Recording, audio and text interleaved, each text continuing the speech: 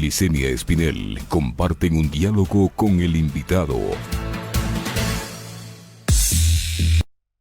Noticias Hablamos de...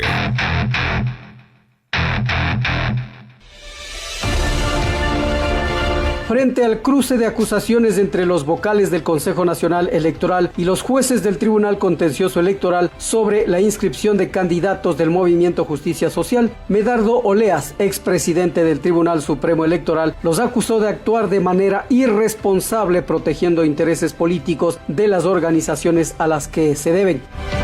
A su criterio, solo si la Corte Constitucional acepta a trámite el pedido del CNE para que dirima el supuesto conflicto de competencias con el TCE, que no hay, a su entender, ya se pondría en peligro las próximas elecciones. Aún más si da la razón a los jueces electorales que dispusieron medidas de reparación a favor de Justicia Social de Álvaro Noboa, porque alteraría completamente los plazos electorales.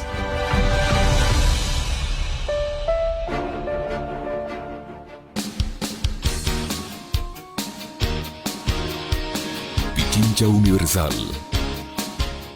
8 de la mañana con 11 minutos, 8 con 11 minutos, avanzamos con más entrevistas en Punto Noticias a través de Pichincha Universal, 8 de la mañana con 11 minutos. Saludamos a esta hora con Fausto Camacho, ex consejero del Consejo Nacional Electoral e integrante del Observatorio Electoral. ¿Cómo está, señor Camacho? Buenos días, qué gusto saludarle, bienvenido. Le acompañamos a Alexis, quien le habla, Licenia Espinel. Queremos su criterio de cómo ve usted el desenlace de esta telenovela que estamos viviendo, esta crisis electoral, este conflicto de competencias entre el Tribunal Contencioso Electoral y el Consejo Nacional Electoral, este cruce incluso ya de demandas y de amenazas. ¿Cómo mira usted que se va a dar solución a esta situación que pone en riesgo sin duda las elecciones de 2021? Buenos días, muchas gracias por la invitación y efectivamente creo que estamos viviendo pues una circunstancia absolutamente compleja, un enfrentamiento entre los dos órganos de la función electoral que causa un proceso de deslegitimación de las elecciones y que evidencia una crisis de la institucionalidad democrática desde varias autorías, desde las autorías de los partidos políticos, desde la autoría de la autoridad electoral, desde la autoría de la Contraloría General del Estado y ahora inclusive pretendiendo que exista autoría de la Función Judicial y la Fiscalía General del Estado. Cosas absolutamente fuera de lugar. Creo que las cosas están llegando a un punto que va a perjudicar a la democracia independientemente del resultado final, me refiero al resultado electoral, que tenga el proceso electoral venidero. Fausto, ¿cómo está? Muy buenos días. Yo quisiera empezar por algo que me llama la atención de la respuesta que usted le ha dado a Licenia a esta primera pregunta, y es la crisis de desinstitucionalización. Usted dice que hay una crisis de desinstitucionalización. Me parece el colmo que estemos hablando de esa crisis cuando con la consulta de febrero del 2018 y con las ejecutorias del excelentísimo doctor Trujillo le ofrecieron al país la reinstitucionalización. ¿Cómo es que, después de todo lo bueno que le dejó haciendo Trujillo al país, ahora estamos atravesando esta crisis? Bueno, porque el tema tiene que ver en lo fundamental también con las personas, con los actores, y lo que se pueda tomar de decisiones administrativas, de decisiones de designación, de decisiones respecto de políticas, finalmente recae en la responsabilidad individual de las personas. Mire usted, creo que hoy tenemos una Corte Constitucional absolutamente superior en mucho a las cortes cooptadas por el correísmo en el pasado. Me refiero a la Corte Constitucional en particular. La responsabilidad de lo que hace hoy la Corte Constitucional no depende de Trujillo. La responsabilidad depende de quienes fueron nombrados efectivamente. Y la responsabilidad de lo que está sucediendo en el Consejo Nacional Electoral recae parcialmente en Trujillo porque ahí cometieron un error gravísimo: convocar a los partidos políticos para que postulen candidatos. Y cometieron otro error: convocar a las organizaciones sociales para que postulen candidatos. Dejando de lado, claro, pretendiendo superar aquella norma constitucional que dice que no debe haber esa representación, pero que dice también que debe haber independencia y dice que debe haber concursos públicos de oposición y méritos para seleccionar el CNE. Concursos que en la época del correísmo no existieron, fueron farsas que no eran concursos, y se cooptó la institucionalidad democrática por parte de una sola fuerza política. En ese entonces, Alianza País de Isla 35, y el señor Correa era el jefe de todo aquello. ¿Y usted cree, señor Camacho, que ahora hay independencia? Cuando estamos viendo, seguramente. Señor Camacho, yo le decía que si usted cree que ahora hay independencia, cuando estamos viendo un CNE que está a favor, obviamente, de una candidatura, y un TSE que está a favor de otra candidatura, y que hay esa pugna por las dos candidaturas, quién participa y quién no participa, ¿usted cree que ahora hay independencia? No, estoy diciendo que el remedio ha sido peor que la enfermedad, o igual que la enfermedad. Es decir, en el pasado no se permitió la participación de Fernando Villavicencio, haciendo uso y abuso de la cooptación del CNE. Hoy se está peleando por la participación de Noboa o no participación de Noboa, por la participación o no participación de Arauz. Y en ambos casos las cosas no son las que deben ser. Entonces, no se trata de decir que ahora estamos mejor o peor que en el correísmo. Simplemente ni en el correísmo ni ahora estamos funcionando en términos del mandato de la Constitución y del quehacer democrático del Ecuador, que es la aspiración que tenemos, pero que efectivamente no está cercana todavía.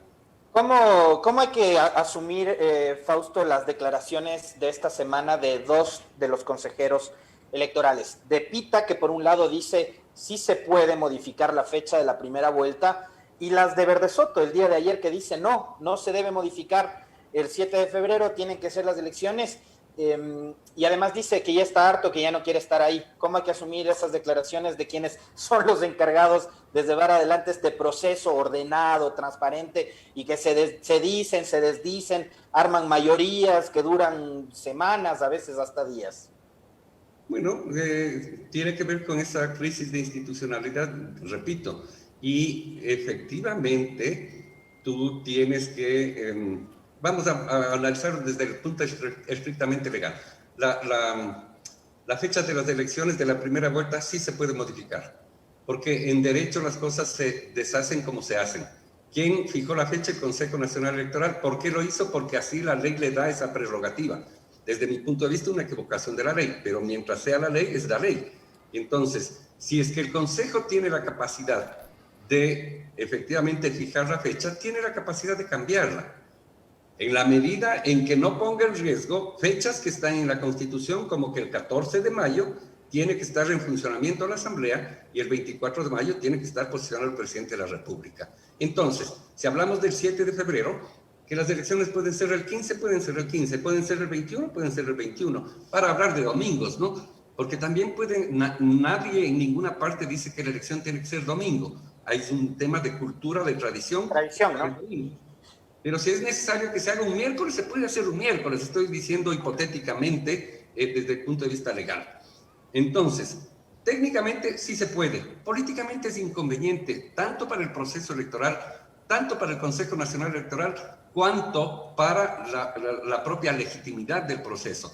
Pero si las condiciones de la logística impiden que se pueda tener a tiempo todo para el 7, pues habría que hacerlo. Pero no es lo deseable, no es lo políticamente aceptable, ¿no es cierto? Y habría que hacer todo lo posible, desde mi perspectiva también, para que el 7 sea la primera vuelta.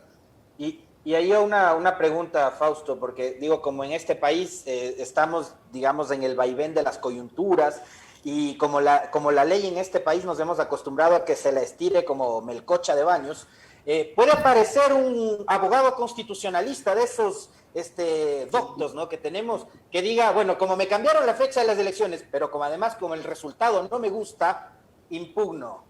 Y creo que es ilegal el resultado porque esta no era la fecha original en el calendario. Claro, en el artículo 43 del Código se habla de que una de las causales de nulidad de las elecciones es que se hayan hecho en un día y hora distintos a los de la convocatoria. Y entonces ya he oído que están pretendiendo señalar que si se cambia, entonces, no, eso es absurdo. Eso es para cuando, por alguna razón, esa norma existe ahí, para si es que una junta receptora del voto, una parroquia, instala las elecciones antes o después del día fijado, pues esa elección en ese segmento particular del país es nulo. Una junta, dos juntas receptoras del voto. No ¿Por qué? Porque ya si llega a hacerse la modificación, que espero que no sea así, pues ya la del 7 de febrero no existe, pues dejó de existir jurídicamente y ahora es el 10 o el 15 o el 20, la fecha que fuera, si es que se produce aquello. Y entonces cualquier cosa fuera del 20, por supuesto que causaría nulidad de lo que se haga fuera del 20, si es que el 20 es lo que se fija. De tal suerte que sí podría suceder que aparezca alguien que diga que impugna, como apareció el señor Arboleda y el señor Freire a impugnar nuevamente la candidatura de Arauz, una vez que se habían vencido los plazos por un lado, pero por otro lado sin tener legitimación activa para hacerlo, es decir, sin tener capacidad para hacerlo. No son directores de ningún partido, no son candidatos, no son sino ciudadanos como usted y yo, pero nosotros no podemos actuar en función de impugnar una candidatura. La ley es muy clara. Entonces, se hace abuso de la norma legal, ¿no es cierto? Y se genera confusión y se pretende conseguir, digamos, este diferimiento de los tiempos en el proceso electoral para caotizarlo, para postergarlo, no sé, habría que hacer un análisis de cuál podría ser el interés de todos y cada uno de ellos, ¿no?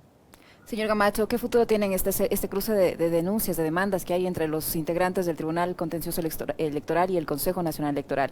Los jueces han sido denunciados por prevaricato y los integrantes del Tribunal Contencioso Electoral amenazan con destituir a 4 integrantes del Consejo Nacional Electoral. ¿Cómo ve usted una salida a esta situación? ¿Qué futuro tienen estas denuncias? Me parece absolutamente ilegítimo el pretender judicializar el proceso electoral. Me refiero a llevarlo a la justicia ordinaria.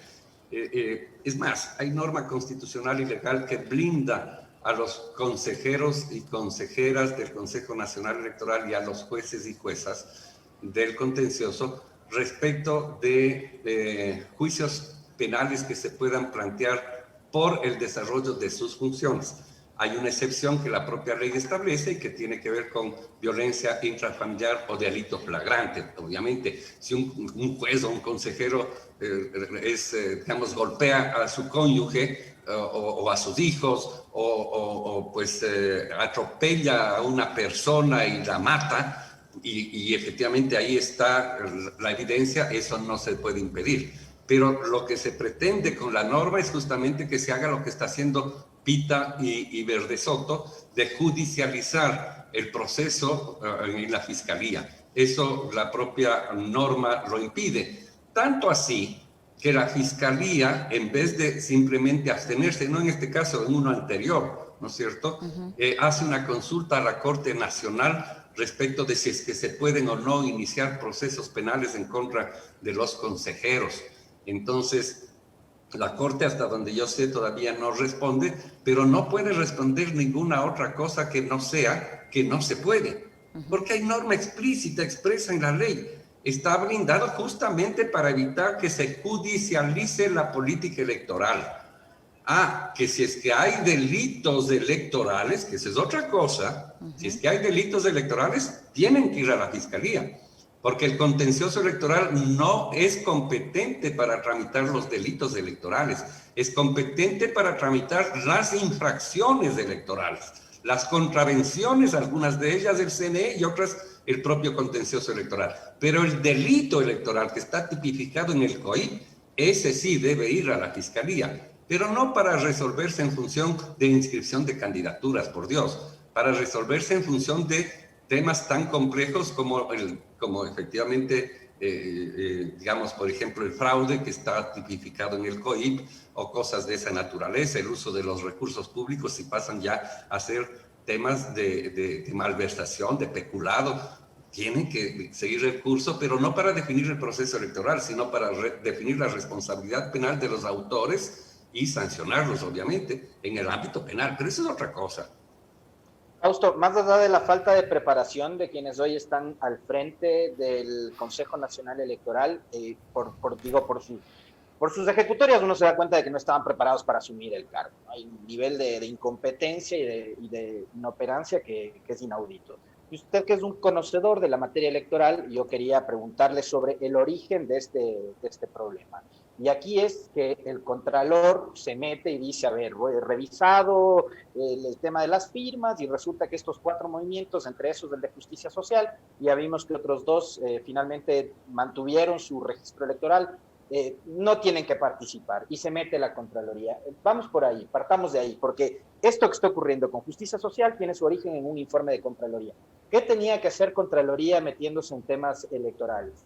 Si es que la Contraloría hizo un examen de gestión y encontró las irregularidades, debió haberles puntualizado, debió haber sancionado a los funcionarios que cometieron aquellas irregularidades, pero no tenía capacidad de revertir los hechos jurídicos que se produjeron, en este caso, la personería jurídica de los partidos. La propia ley de la Contraloría establece que no se puede cambiar ese estatus, más allá de que se sancione a quienes hayan generado aquella irregularidad y obviamente se tomen medidas para que no vuelva a suceder en el futuro. Son cosas realmente distintas, pero como el libreto de Pablo Sey era un libreto eminentemente político, lo he dicho ahora, lo he dicho hace año y medio cuando esto empezó, se lo he dicho a él varias ocasiones, que está equivocado, porque no puede ser que se utilice un órgano de control para un propósito finalmente político-electoral. Pero las consecuencias obviamente son las que estamos viviendo, entre otras, ¿no? Porque acuérdense ustedes que primero dijo, revísese, analice, señor Consejo Nacional Electoral, si es que pueden o no revisar. El Consejo Nacional Electoral en enero de este año, en 4 diferentes decisiones, dice, no hay cómo revisar la personería jurídica porque solamente se puede hacerlo conforme las causales del Código de la Democracia, ¿no es cierto? El Contralor, insatisfecho de esta decisión, amenaza con destitución y multa a los consejeros.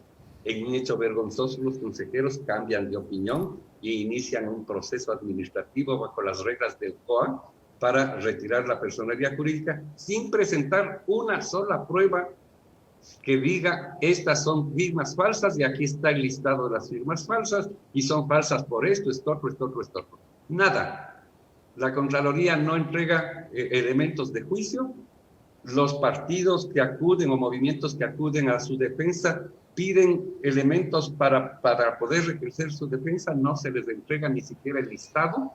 Y obviamente lo que terminó sucediendo es que, como les condenaron igual administrativamente, acudieron a la justicia electoral y la justicia electoral les dio la razón. Pero allí interviene otro elemento muy grave y es la reforma al Código de la Democracia en el capítulo de la justicia. Creo que ese es un elemento que es cierto, es que hoy es ley y hay que cumplirlo, pero ahí hay una equivocación gravísima. Se cambió aquella figura de la apelación de la decisión administrativa que tomaba el Consejo Nacional Electoral por una figura que se denomina ahora el recurso contencioso, el recurso subjetivo contencioso electoral.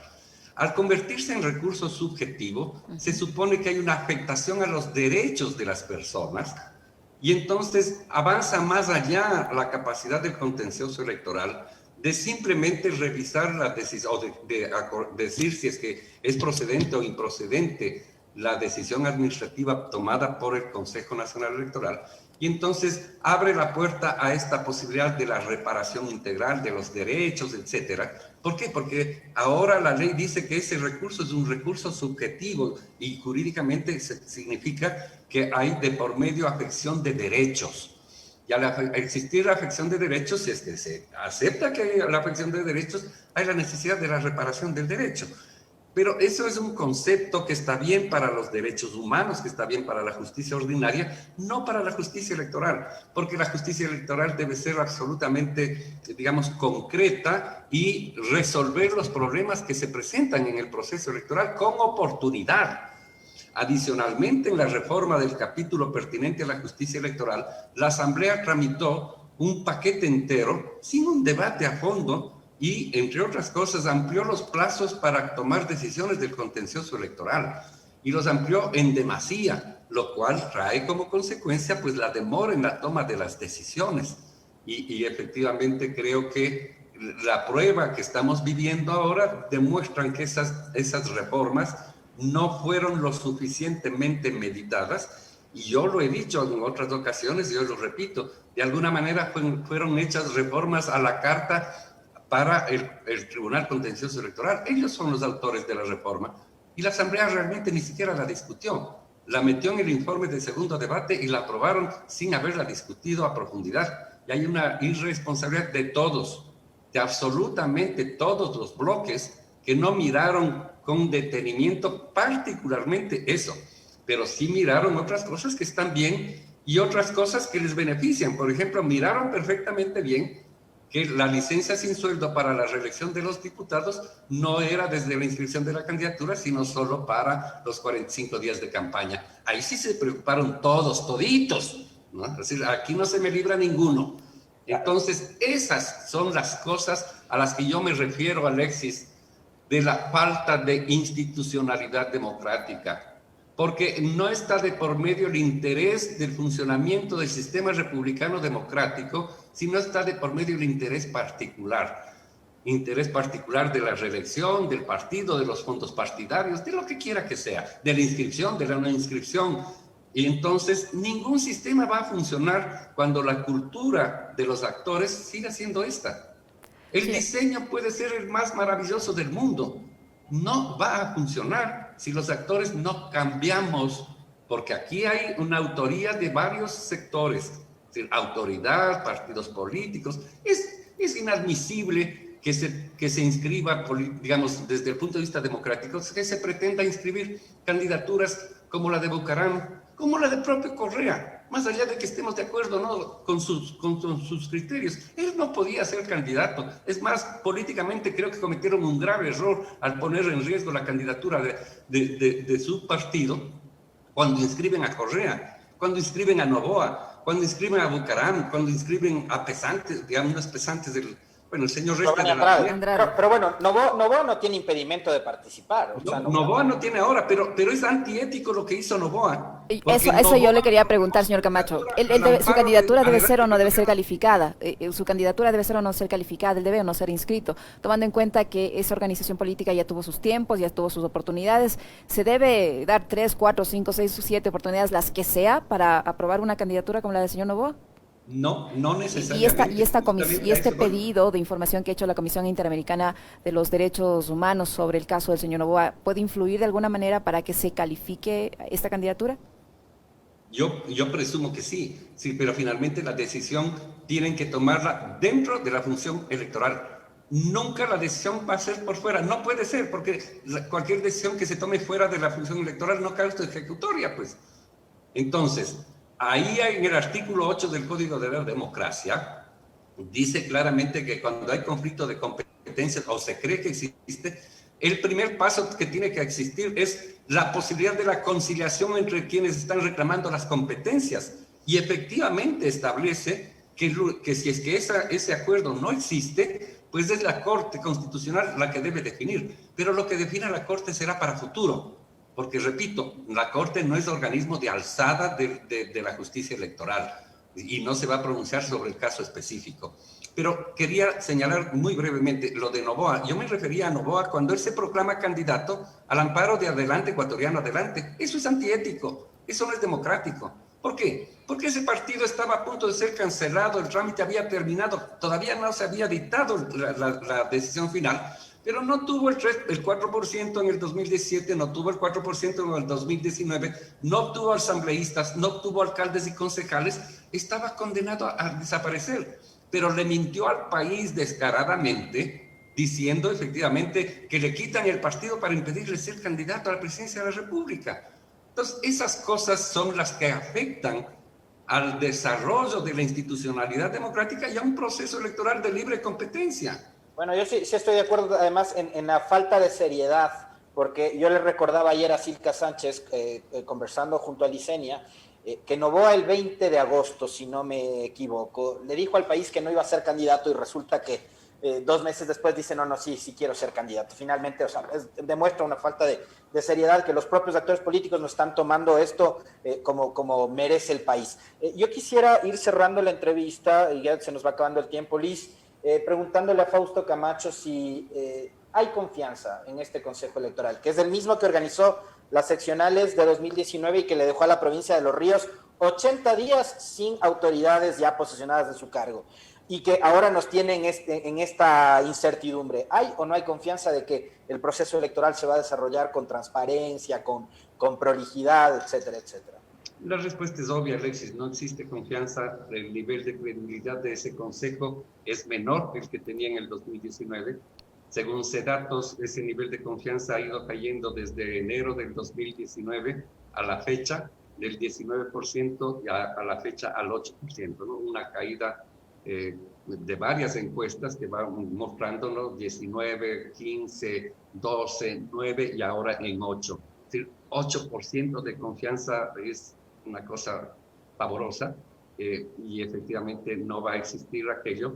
Pero miren, ¿qué hicieron ya cuando podían hacer las autoridades de la Asamblea, los diputados, los bloques, cuando luego de lo que tú acabas de señalar, que es verdad, lo de los ríos, no solo el prefecto de los ríos, varias alcaldías de Manabí, varias alcaldías de los ríos, un sinnúmero de juntas parroquiales, que 80 días después de la fecha en que debían empezar a actuar, empezaron a actuar. Sería inadmisible que tengamos un presidente de la República que pueda empezar a actuar en junio o en julio. O sea, horroroso, ¿no es cierto? ¿Y el responsable quién es? El Consejo. ¿Y qué pasó? Nada. ¿Qué hicieron los bloques legislativos que hicieron un acuerdo para salvarle a Tamaín? ¿Por qué es admisible que hagan eso? ¿Por qué los socialcristianos, correístas y creo se pusieron de acuerdo? No creo. Y otros se pusieron de acuerdo para salvarle a Tamaín. Es que es incomprensible, porque ahora estamos pagando las consecuencias de aquellos acuerdos coyunturales de aquella época. Entonces, no hay que actuar mirando solo hasta la punta de la nariz, hay que actuar mirando en perspectiva no de mi interés personal como partido, que además es legítimo, pero lo ilegítimo del interés partidario es usar los mecanismos de la democracia para beneficiarme y no para enrumbar al país hacia un funcionamiento democrático. ¿Qué es lo que acabamos de vivir en lo que se ha denominado por parte de algunos? Ustedes no lo aceptan, está bien, es su derecho, un régimen autoritario que hacía lo mismo o peor o mejor, pero básicamente lo mismo. ¿Y cuál es la diferencia ahora? Fue consejero en la época de Correa y ahí las elecciones, digamos, transcurrían, ¿no? Ah, pero claro, era fácil, pues el señor Correa decidía qué se hacía y el señor Pozo cumplía con sus acólitos inmediatamente. Discúlpeme, Alexis, la no calificación de la candidatura de Villavicencio es la prueba más vergonzosa de lo que hicieron. El uso de los recursos públicos en las campañas electorales es otra cosa vergonzosa ante la cual la autoridad electoral se puso las manos, se tapó los ojos y los oídos y la boca. O sea... Pero usted fue consejero y ahí no dijo nada, ¿o sí lo hizo ver? Digamos, recapitular lo que aquí pasó, no es nada de democrático. Ah, que no habían problemas, sí habían problemas. O sea, lo que pasa es que al ser un organismo cooptado, donde nadie podía disentir, el que disentía estaba por fuera, así funcionaba. Entonces, claro, las elecciones fueron técnicamente mejor organizadas. Estoy seguro que sí, yo creo que sí, ¿no es cierto? Porque no habían los conflictos internos que hoy tienen, pues. Porque seguramente había mayor experticia entre el equipo técnico que estaba allí.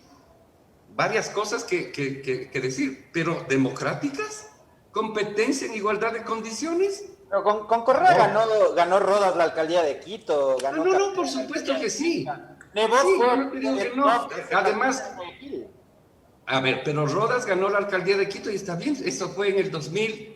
¿En qué? 2014, democracia. Claro, en la peor época, electoralmente hablando, del movimiento Alianza País. Y está bien, en buena hora que ganaron. Y en buena hora que se respetó esos derechos. No, pues un año después de haber ganado con mayoría de 100 la asamblea, ¿no? Creo que haya sido la peor época. O sea, que podemos discutir... No, me refiero a la peor elección desde el punto de vista de los resultados electorales fue la del 14. Sí. O sea, a no dudarlo.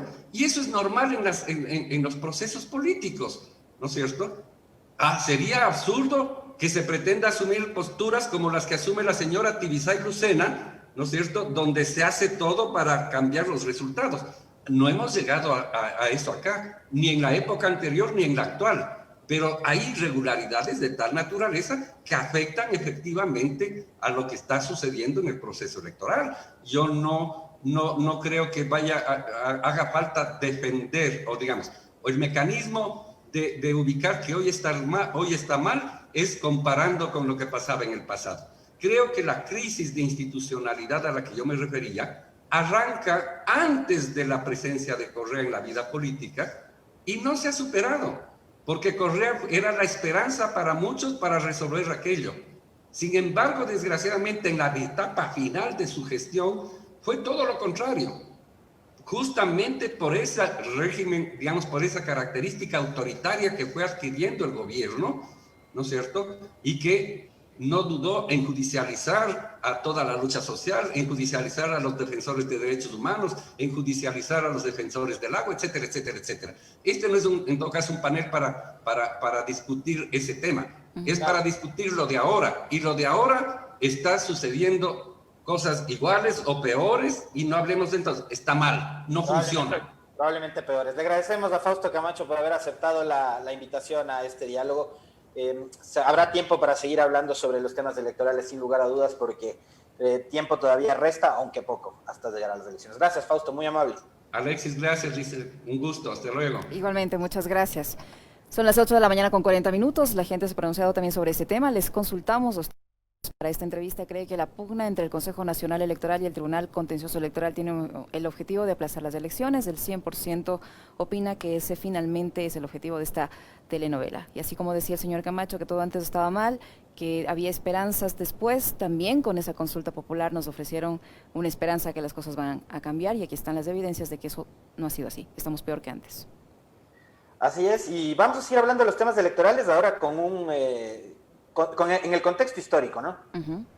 Sí, así es. Enseguida vamos a recibir para ver esta problemática desde el punto de vista histórico, que es siempre importante refrescar la memoria, a Juan Pazimiño, historiador y analista político. Así es que no se vayan, vamos a una pequeñísima pausa y enseguida continuamos.